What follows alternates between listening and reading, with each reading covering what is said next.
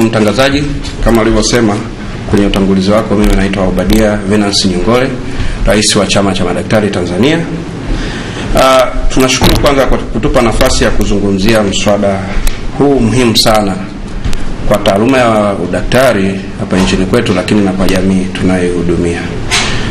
Awali ya yote ni shukuru nia njema ya serikali ya kupeleka mswada bungeni ambao tumekuwa tukiusubiri kwa muda mrefu, lakini kwa namna ya pekee sana ni mshukuru Mheshimiwa Waziri wa Afya, Maendeleo ya Jamii, Jinsia, Wazee na Watoto, Mheshimiwa Umi Ali Mwalimu, ambaye ndiye waziri aliyewasilisha mswada huu, pamoja na watendaji wake wengine akiwemo naibu waziri wa afya Dr. Hamisi Kigwangalla, katibu mkuu Dr. Mpoki Rusubisha, na mganga mkuu wa serikali kwa namna ya pekee sana, kwa sababu kwa sheria ya sasa mswada huu uko chini ya ofisi ya mganga mkuu wa serikali. Sasa kwa kwanza niseme mswada huu una tija kubwa sana, kwa sababu unazungumzia na unakwenda kutengeneza picha halisi ya jinsi wataalamu wa afya, yani madaktari wa meno na wataalamu wa afya shirikishi wanavyotakiwa kufanya kazi kwa uweledi na uadilifu kwa manufaa ya jamii tunayohudumia wa Tanzania. Sasa niseme kwa ufupi kwamba mswada huu ni wa muhimu sana na unatakiwa upewe kipaumbele, kama ambavyo tayari kama nilivyosema waziri ameupa kipaumbele cha uhakika kabisa. Na sisi katika utangulizi huu pia nisisite kutoa shukrani zangu kwa niaba ya Chama cha Madaktari na madaktari wote nchini kwa kamati ya bunge ya huduma za jamii waliotuletea taarifa ya kutushirikisha. Kwanza walitutambua kama wadau muhimu wa mswada na wakatupa taarifa ya kwamba tunatakiwa kutoa maoni, na sisi tumefanya kazi hiyo na bado tunafanya, kwamba tumekusanya maoni kwa njia mbili. Tumepata maoni kwa njia ya mitandao ya kijamii kwamba wanachama wetu wamechangia electronica, lakini pia kuna sehemu zingine tumekwenda kuonana nao. Tumefanya hivyo Morogoro, tumefanya hivyo Arusha, tumefanya hivyo Mbeya, na tumefanya hivyo hapa Dar es Salaam, na hata asubuhi pia kuna madaktari ambao tutakutana nao. Na inshallah kabla ya kwenda kuonana na waheshimiwa wabunge, wajumbe wa kamati ya huduma za jamii Dodoma siku ya tarehe 18 kama walivyotualika, tunataraji kesho tutaonana na madaktari waliopo kanda ya kati, yani Dodoma na Singida pale mjini Dodoma. Sasa mswada huu pamoja na kwamba ni mzuri sana, kuna vitu ambavyo mpaka sasa madaktari wameweza kuviongelea, kwamba kuna mabadiliko ya hii sheria ya muundo wa baraza la madaktari, na kuna ninapoongelea juu ya mabadiliko ya muundo inahusisha pia idadi ya wajumbe. Mswada umesema wajumbe wawe 7, na katika hao wajumbe 7 mswada unasema kwamba ingalau kila kada unapendekeza kwamba kuwe na mjumbe mmoja, yani kwa mfano Medical Association au chama cha madaktari tutakuwa na mjumbe mmoja tu kwenye hilo baraza. Lakini sisi kwa wingi wetu kwenye huu mswada, kati ya wadau wa huu mswada sisi ni wengi zaidi. Sasa wajumbe ambao wameshatupa maoni mpaka sasa wanasema idadi hii ni ndogo. Wanatarajia wanapendekeza kwamba ingalau kuwe na wawakilishi wasiopungua 2 kutoka kwenye Chama cha Madaktari Tanzania, yani idadi ya wajumbe iwe sasa 9 badala ya kuwa 7 kama inavyosomeka, ili wawe sehemu ya maamuzi yanayoleta tija kwenye taaluma yao katika kuboresha huduma kwa wananchi. Lakini pia upatikanaji wa wajumbe kwenye hili baraza, imeonekana kwamba wale wajumbe kwenye huu mswada inasema kwamba watateuliwa na waziri mwenye dhamana husika, hiyo ikiwemo pia na viongozi. Mwenyekiti atateuliwa na waziri, msajili atateuliwa na waziri, lakini haisemi kwamba ushirikishwaji wa wanataaluma kwenye kuwapata hao viongozi wa hili baraza utakuwaje. Kwa mfano, tulitarajia kwamba maoni ya wanachama mpaka sasa madaktari wanapendekeza kwamba mchakato wa kuwapata hawa wateule wa waziri uanzie kwenye vyama vya kitaaluma, kwamba chama cha madaktari kinachagua wajumbe wake 3. Kama waziri anatakiwa teue mmoja, basi kinapeleka majina 3 kwa mheshimiwa waziri, then mheshimiwa waziri anamalizia ule mchakato kwa kuchukua jina moja kati ya wale 3 ili iwe shirikishi zaidi. Kwa hiyo nioni moja wapo kwamba idadi iongezeke, lakini na upatikanaji wa wajumbe ushirikishe vyama vya kitaaluma. Lakini kwa upande wa kazi za baraza, na kwa ufupi sana, imeelezea vizuri sana, mswada umeelezea vizuri sana kazi za baraza, lakini ni la upande mmoja. Ndugu mtangazaji, utakuwa pamoja na mimi kama kumbukumbu ziko sahihi, mwaka uliopita tumeshuhudia matukio ya ajabu sana. Ndugu wa wagonjwa au baadhi ya wagonjwa wakiwavamia au kuabuse wanataaluma au madaktari. Tulisikia kwamba sijui ndugu wa mgonjwa wamempiga daktari. Mswada huu unasema tu utamwajibisha vipi daktari akikosea, lakini hausemi utamwajibisha vipi ndugu wa mgonjwa au mgonjwa anapokuwa amemkosea daktari. Tunataka uwe wa pande zote mbili ili kujenga jamii ambayo inaheshimiana, jamii ambayo wote wanashirikiana katika kupata huduma. Yaani daktari atoe huduma yake kwa usahihi na mgonjwa pia apokee huduma yake kwa usahihi. Kwa hiyo tunapendekeza kwamba kazi ya baraza mojawapo iongezeke kwamba lina jukumu la kumlinda mwanataaluma pale anapokuwa amebugudhiwa au amehitirafiwa na ndugu wa mgonjwa au mgonjwa mwenye au mteja au hata mwajiri anapokuwa amemtengenezea mazingira ambayo yanakuwa magumu. Lakini kuna sehemu nyingine ambayo inasema kwamba waziri mwenye dhamana ya afya anaweza katoa maelekezo kwenye baraza na maelekezo hayo lazima yatekelezwe, ndivyo inavyosomeka. Sasa hilo neno la kwamba lazima yatekelezwe na lenyewe lina ukakasi.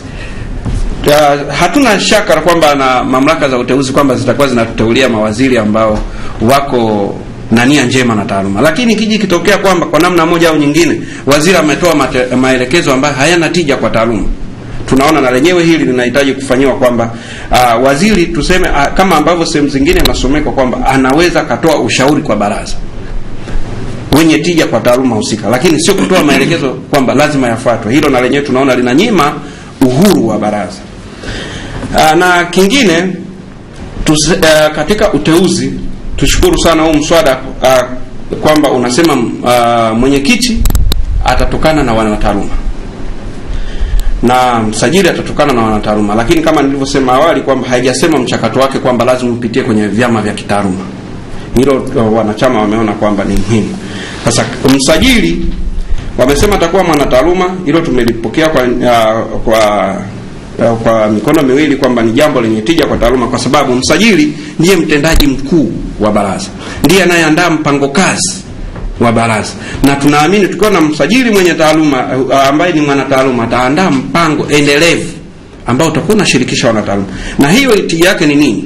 Akiandaa mpango endelevu maana yake ni kwamba hata kuwa baraza halitakaa kuwa linasubiri madaktari wakosee au wakosee kutoa huduma liwawajibishe, labda litakuwa linawatengeneza ili wasikosee, na hivyo litaboresha huduma kwa madaktari kwa wateja wetu. Na sasa kuna kipengele kingine ambacho kina shida kidogo, na hii shida imeonekana ni concern kubwa ya wanachama kwamba msajili msaidizi, kama msajili ni mwanataaluma, kwenye huu mswada wamependekeza msajili msaidizi awe mwanasheria. Lakini kwenye muundo wajumbe wa baraza, kwenye baraza kuna mwakilishi kutoka ofisi ya mwanasheria mkuu wa serikali. Sasa msajili msaidizi, wanachama au madaktari wanapendekeza kwamba awe naye mwanataaluma, kwa sababu ndiye anayesaidiana na msajili kwenye uendeshaji wa baraza. Asipokuwa mwanataaluma, shida yake ni nini? Maana yake atashindwa kumpa ushirikiano wa kutosha msajili kwenye kuandaa mipango kazi ambayo inatija kwenye taaluma husika. Kwa hiyo hilo la kuwa lazima awe mwanasheria, hilo na lenyewe wa madaktari wamesema hapana, kwa sababu wanaamini pia kwenye huu mswada imependekezwa kwamba baraza linaweza likaajiri maofisa wengine. Kwa kama kuna uhitaji wa mwanasheria, baraza litaajiri. Kuna kipengele kingine kinachozungumzia kinga ya wajumbe wa baraza na wafanyakazi wa baraza wote kwa ujumla wao, kwamba wana kinga kwenye kazi zao zote. Sasa hii kinga na yenyewe wanachama wetu wameona kwamba hii kinga inatakiwa na mipaka, kwa sababu tunaweza tukajikuta tunatengeneza baraza la miungu watu, kwa sababu tu ana kinga anaweza kufanya chochote, na hata muda mwingine wanaweza kufanya kitu ambacho kinatija kwa taaluma moja kwa moja, kwa sababu kama umempa kinga kila mtu anaweza kufanya kitu chochote na huwezi kumpeleka kokote kwa sababu ana kinga ya kisheria. Sasa sisi madaktari wanapendekeza kwamba kinga ile iwepo kwa wajumbe tu wa baraza pale wanapokuwa wamekaa kwenye kikao cha baraza kama mahakama. Hiyo ndio itakuwa kinga yenye tija katika utekelezaji, kwamba kuna mambo wanayoyaamua pale ya weledi wa kitaaluma wanatakiwa wapewe kinga, lakini sio kuwapa kinga moja kwa moja, itatengeneza miungu watu na haitakuwa na tija kwa. Tunakuja kuna aina nyingine, kuna mambo yanayohusisha usajili wa aina mbalimbali. Kuna usajili wa awali, usajili wa muda, usajili wa kudumu na usajili wenye mipaka. Sasa madaktari, ni ukweli wamekaa madaktari ambao tayari wapo kwenye taaluma, na ukweli sio fichika kwamba sasa vyuo vinavyotoa taaluma ya udaktari vimeongezeka hapa nchini kwetu. Hatutaki kuingilia mamlaka inayodhibiti vile vyuo vikuu, tume ya vyuo vikuu. Tunaamini inajitahidi na itaendelea kujitahidi zaidi kuboresha usimamizi wa hizo taaluma ya udaktari. Lakini kama wana taaluma tumeona kuna shida juu ya uweledi, juu ya tuseme competence za wale watu wanaotoka kwenye hivyo vyuo. Sasa ina nchi zingine wanafanya, hata kama umemaliza chuo sehemu fulani, na hata hapa nchini kwetu tukitolea mfano wenzetu wana sheria, hata kama umemaliza chuo X, unapotaka kufanya kazi kama wakili wa serikali lazima uende kwenye kitu kinaitwa law school na ufaulu mitihani yao. Unapokuwa umemaliza, hata kama umepata first class kama mhasibu, unapotaka kuwa certified kama public accountant, lazima ufanye ile mitihani ya board. Sasa kuna pendekezo linalosema kwamba daktari anapomaliza chuo fulani, kabla hajaruhusiwa kwenda kutibu mgonjwa, kupewa ule usajili wa awali, basi apewe mitihani ya awali. Maana yake ni nini? Professional examination au internal examination, kwamba anakaribishwa kwenye taaluma kwa kuwa vetted, kwa kuangaliwa, je, ameiva, anatakiwa kwenda kutibu mgonjwa kabla hajapewa usajili. Kwa kifaulu ile mitihani, ndipo apewe usajili wa awali kwenda kuanza kufanya udaktari chini ya usimamizi, yani internship. Na kwa hiyo vyuo vitawataini, vitawaruhusu waingie, lakini kabla hawajaguswa, hawajaanza kutibu wagonjwa wetu kwa ajili ya kulinda walaji pia, yani wagonjwa wetu, na kuverify competence za wanataaluma tunaowaleta kwenye soko, lazima kuwepo na mifumo ambayo tunaangalia pia ubora. Kingine tunasema kwamba kama hao madaktari tutakuwa wanachujwa wanapoingia kwenye taaluma, then hakuna sababu ya kuwa na usajili wa muda, kwa sababu tayari umeshawaingiza kwenye soko ukiwa umejiridhisha kwamba ana sifa stahiki. Anapomaliza ile kipindi cha udaktari wa usimamizi, yani internship, apewe usajili wa kudumu, kwa sababu pia kwenye huo mswada wamesema kutakuwa kuna kuuisha leseni ya kutibu. Kwa sababu unapompa leseni ya kudumu na akawa usajili wa kudumu na akawa na uisha, kuna masharti yaliyowekwa kwamba lazima pia awe amejiendeleza ndani ya huo muda kabla ya kwenda kufanya kuuisha leseni yake au kulinio leseni yake ya kutibu. Kwa hiyo hatuoni sababu ya kuwa na usajili wa muda, kwa sababu unaendelea kumfanya daktari awe haja thibitishwa vizuri, wakati tumeshadhibiti huku kwamba naye ingia ana sifa stahiki. Na hiyo itatuongezea tija ya kwamba madaktari wetu watakuwa na sifa stahiki za kwenda kuwahudumia wananchi bila kuwa na mzoroto wowote hapa katikati au mwingiliano wa kwenda kufanya tena usajili kwa namna moja au nyingine. Lakini mafunzo ya vitendo, yani internship, imeelezwa kwenye mswada kwamba daktari akisha maliza chuo chake na akaenda kaomba usajili, lazima apelekwe ndani ya miezi 3 ameenda kuripoti kwenye kituo cha kazi. Lakini kutokana na mazingira tulionayo kwa sasa, kumekuwa muda mwingine daktari yuko tayari kwenda sehemu husika, lakini pesa ya kumfanya kafanye kazi huko haijawa tayari. Sasa kwenye mswada hapa napo tunasema kwamba madaktari wamependekeza kwamba pesa ile ya mafunzo ya awali basi itolewe kwa wakati, ili iendane na kasi ile ya kwamba ndani ya miezi 3 allocation ya funds zinazohusika na hilo ziweze kuwepo. Lakini kama nilivyosema, usajili wa awali madaktari wamependekeza kwamba utolewe tu kwa daktari ambaye atafaulu mitihani ya taaluma husika, yani ya bodi. Na pia kumekuwa na wimbi la madaktari wageni wanaotoka nje. Ni wanania njema, wengine wanakuja kwamba wanataka kusaidia Watanzania, lakini sifa zile, kuna wengine sifa zao zinakuwa sio za kusadikika, za kusadikika, kwamba je, wanataaluma husika kwenye nchi husika hahusishwi moja kwa moja kuveti kwamba huyu daktari aliyetoka nje kuja kutibu Watanzania ana sifa stahiki, au anakuja kujifunzia kwa Watanzania wetu na kuleta madhara makubwa. Kwa hiyo na yenyewe imependekezwa kwamba usajili wa madaktari wageni wale wanapokuja kutaka kupractice nchini, basi wahusishwe wanataaluma husika. Kama wewe ni daktari wa upasuaji umetoka huko, msajili anapopokea yale maombi yako, aombe chama cha madaktari wa upasuaji kupitia kwa sisi chama cha madaktari Tanzania. Then wale madaktari husika waje wamfanyie vetting yule daktari. Je, ana sifa kweli kama mpasuaji? ana sifa ya kuhudumia Watanzania wetu, hilo na lenyewe limeonekana kwamba ni la muhimu. Lakini kuna swala la kufuta cheti kwa daktari anapokuwa hajafuata utaratibu unaostahili. Limeelezwa vizuri kwenye mswada, lakini ipo kimya sana kwenye mfumo wa ukataji rufaa, kwamba kama amekataliwa au amefutiwa cheti na hajaridhika na maamuzi yake, mswada hausemi kwamba anaweza kuchukua hatua zipi katika kukata rufaa ili aweze kupata kuishiwa cheti chake. Na mwisho kabisa, kwa ufupi niseme kwamba kama nilivyosema, mswada huu umekuja wakati mwafaka na umetambua kitu kinachoitwa kujiendeleza kitaaluma, kwa sababu kila siku kuna magonjwa ambayo sayansi yake inabadilika kila na wakati, na kuna magonjwa ambayo yanaendelea kugundulika kila wakati. Tunaamini kwamba kila siku tunatakiwa tujifunze, na daktari ni mwanafunzi mpaka siku atakapokufa, kwa sababu lazima ajiendeleze. Hasa mswada huu umesema kwamba ili aweze kuisha leseni yake lazima awe amehudhuria mafunzo ya kujiendeleza, continuous professional development. Ni kitu kizuri sana na kinatija, lakini hausemi jukumu la baraza kwenye kuandaa hayo mafunzo endelevu na financial responsibility ya hilo baraza.